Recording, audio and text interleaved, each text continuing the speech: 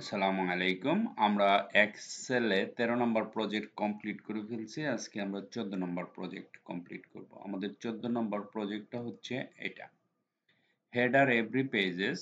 আমরা যখন প্রিন্ট করব প্রত্যেকটা পেজের উপরে যেন আমাদের হেডলাইন থাকে। আর প্রিন্ট অ্যাজ ইউ উইশ। এক্সেলের যে কোনো জায়গার যে কোনো অংশ টুকরাকে আপনি কিভাবে প্রিন্ট করবেন। very important for any professional guys. Okay, তো আমরা এটা কিভাবে করব? হেডার এভরি পেজেস আমি যদি এখানে ক্লিক করি, ধরেন আমার একটা শীট আছে, আমি যখন এটাকে প্রিন্ট করতে যাব, দেখেন আমি প্রিন্টে ক্লিক করার সাথে সাথে এই জায়গাতে হেডলাইন আছে। এই হেডলাইনটা প্রতিটা পেজে দেখতে চাই। আমি 1 নাম্বার পেজে আছি, হেডলাইন। 2 নাম্বার পেজে গেলাম, হেডলাইন নাই, কিন্তু আমার এখানে দেখতে চাই। এটাকে আমরা কিভাবে করব? এটাকে করার জন্য আপনাকে তেমন বেশি কিছু করতে হবে না। আপনাকে যেতে হবে পেজ লেআউট, তারপরে দেখেন এখানে ক্লিয়ার লেখা আছে প্রিন্ট টাইটেল। এই যে এখানে একটা ক্লিক করবেন। ক্লিক করার পরে খেয়াল করেন এখানে পেজ আছে। আমি তো পেজ চাচ্ছি না, আমি কি চাচ্ছি? মার্জিন চাচ্ছি না, হেডার ফুটার চাচ্ছি না, আমি শীট চাচ্ছি। এখন আপনি কি করবেন, এই জায়গাতে একটা ক্লিক করবেন এখানে। হ্যাঁ, এখানে ক্লিক করার পরে এটা সিলেক্ট করবেন, পুরা উপরের হেডটা সিলেক্ট করে ফেলবেন। যখন সিলেক্ট করবেন তারপরে এখানে একটা ক্লিক করবেন। ওকে, এখন আমরা যদি এখানে যাই, তারপরে ধরেন আমি প্রিন্টে ক্লিক করলাম, দেখেন এখানে হেডলাইন আছে 1 নাম্বার পেজ। আমি 2 নাম্বার পেজে গেলেও এখানে হেডলাইন আছে। আমি দেখেন এখানে 3 নাম্বার পেজে গেছি, 3 নাম্বারও হেডলাইন আছে। আশা করি বুঝতে পারছেন। হ্যাঁ, তারপর হলো প্রিন্ট অ্যাজ ইউ উইশ।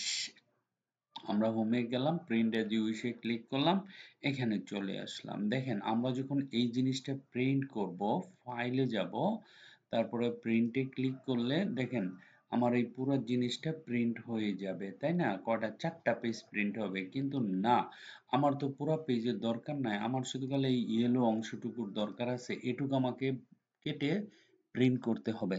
তাহলে আমি এটা কিভাবে করব? সর্বপ্রথম আপনাকে এটাকে সিলেক্ট করতে হবে। সিলেক্ট করার পরে পেজ লেআউটে যাবেন, তারপরে যাবেন প্রিন্ট এরিয়া। এই দেখেন লেখা আছে প্রিন্ট এরিয়া, এই এরিয়াটুকু প্রিন্ট করবেন। এখানে যাবেন, লেখা আছে সেট প্রিন্ট এরিয়া। এই যে সেট প্রিন্ট এরিয়া, এখানে ক্লিক করবেন। এখন যদি আমি যাই, ধরেন আমি প্রিন্টে ক্লিক করলাম, দেখেন আমার এই অংশটুকু চলে আসছে, বাকিটা আসবে না। ঠিক আছে? আবার ধরেন আমি এই অংশটুকু ক্লিক করতে চাই, আমি আবার এই অংশটুকু প্রিন্ট করতে চাই। হুম, তো আপনি কি করবেন, এই অংশটুকু সিলেক্ট করবেন, লেআউটে যাবেন, প্রিন্ট এরিয়াতে যাবেন, গিয়ে সেট প্রিন্ট এরিয়াতে ক্লিক করবেন। যখন সেট প্রিন্ট এরিয়াতে ক্লিক করে ফেলছেন, যেমন এখানে যান, যাওয়ার পরে আমরা যখন প্রিন্টে যাব, এই দেখেন আমি এই অংশটুকু প্রিন্ট করতে পারছি। আশা করি বুঝতে পারছেন, তাই না? কিন্তু আমরা যদি পেজ সেটআপ না করি, ধরুন আমি পেজ সেটআপ করলাম না, সিলেক্ট করলাম, তাহলে কি হবে? আমার তো মনে হয় হবে না। ধরুন আমরা এটাকে কপি করি। হুম, কন্ট্রোল সি দিয়ে কপি করে আরেকটা শিটে গিয়ে আমরা এখানে দিলাম। এখন আমি কি করব, এটাকে প্রিন্ট দিব। ধরুন এখানে গেলাম, যাওয়ার পরে আমি যদি প্রিন্টে ক্লিক করি, তাহলে আমার পুরো অংশটা চলে আসছে। এখন আমি ধরেন আমি জাস্ট খালি চাইতেছি এই অংশটুকু প্রিন্ট করব, বাস সিলেক্ট করলাম, তারপরে ফাইলে গেলাম, ফাইলে যাওয়ার পরে যখন প্রিন্টে যাব, দেখেন আমার পুরো সিলেক্টেড অংশটুকু আসছে না। এই অংশটুকু আসে না, কারণ কি? আমি তো সিলেক্ট করছি, কেন আসে না? কারণ আমি প্রিন্ট এরিয়া সিলেক্টেড করি নাই। আপনাকে যেতে হবে প্রিন্ট এরিয়ায়, সেট প্রিন্ট এরিয়া। যখন আমি সিলেক্টেড করছি সেট প্রিন্ট এরিয়া, তখন আপনি যখন এখানে যাবেন, প্রিন্টে যাবেন, দেখেন আমার এই অংশটুকু আসছে।